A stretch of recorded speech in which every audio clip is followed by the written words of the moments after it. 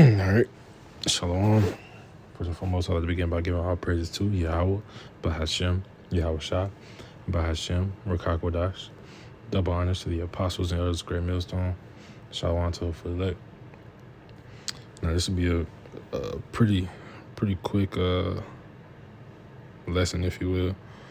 But it's just talking about this situation, which I talked about a couple months prior, or maybe a couple weeks. I don't know. I can't keep track of time these days. But as you can see, this says Thomas Jefferson's sixth great grandson recreates his photo, right? Now, to a natural man, a carnal man, he would say, oh, this is a Jake. Clearly. Clearly that's a Jake. But he comes from the seed of an Edomite. So he can't be Jake. He can't be from Jacob. He comes from the seed of an Edomite. Look at him. That's Thomas Jefferson, a slave owner. You know what I'm saying? He didn't come from the fields. It's a slave owner, man. Now some will say, well, he had to mingle with a white woman, or not white woman, with a Jake woman, with a nigger woman, a black woman, a Negro woman. That don't mean nothing. Why? Because if you go to Numbers 1:18, it tells you. I'll just read it, right? It says, and they assembled all the congregation together on the first day of the second month, and declared their pedigrees after their families by the house of their fathers, man. According to the numbers of the names, from 20 years old and upward by their polls. But you can see the point. This goes by the house of their fathers, man. So that's exactly how it is. You go by the house of your father, not what your mother is, not what your cousin, your brother. It doesn't matter. If your father's an Edomite, you're an Edomite, and it goes backwards. Everybody knows the situation with Blake Griffin. His son has blonde hair, blue eyes. Look it up.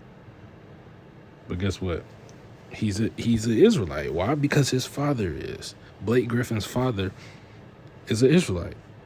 So it doesn't matter what Blake Griffin's son looks like. He comes from the house of an Israelite. So that's what he is. And it's really as simple as that. But you can't be a carnal man, right? It tells you that in the book of Romans chapter 8, man. Being carnally minded, that brings death. Nothing but death. You're not thinking. You gotta understand all these things are spiritual. The Lord deals in spirit, right? He deals in spirit, not in the flesh, not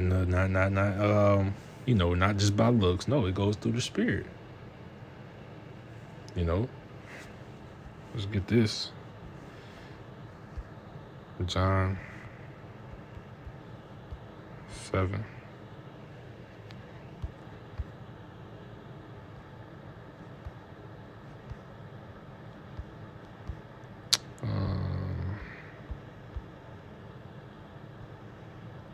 John 7 and Salakia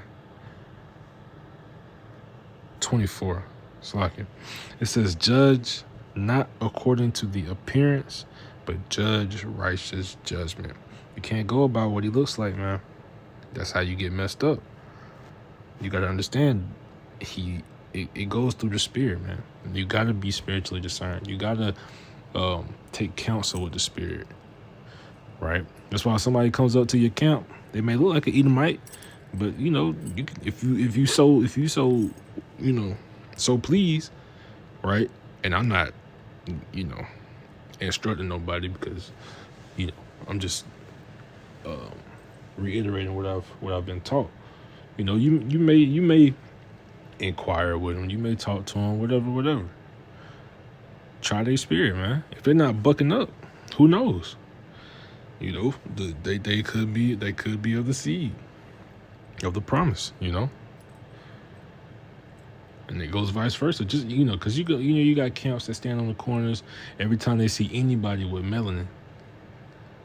Hey, brother, come here, brother. You need to learn. I mean, you just never know.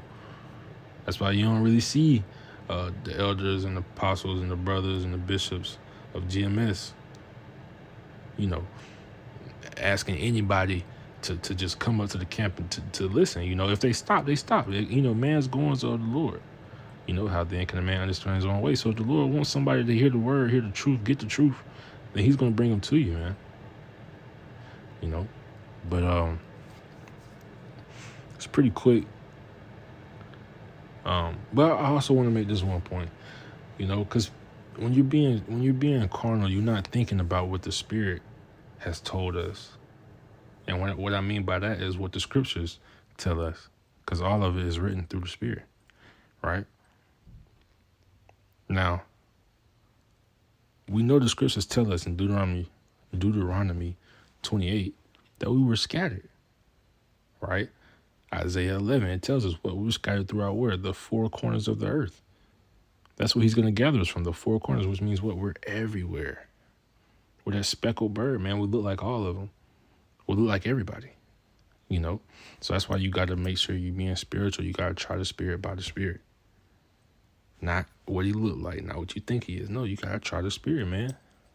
If they sincere, if they inquiring, they're trying to learn, they could be Jake. You just don't know. But, yeah, man, quick, very, very quick lesson. I don't even know if you can call it a lesson, how quick it is, but Lord willing, it was edifying, right? We're going to end it by giving all praises to Yahweh, Bahashem, Yahushua, Bahashem, Rekakwadash. Double honors to the apostles and elders of Great Millstone. Shalom to Hopefully.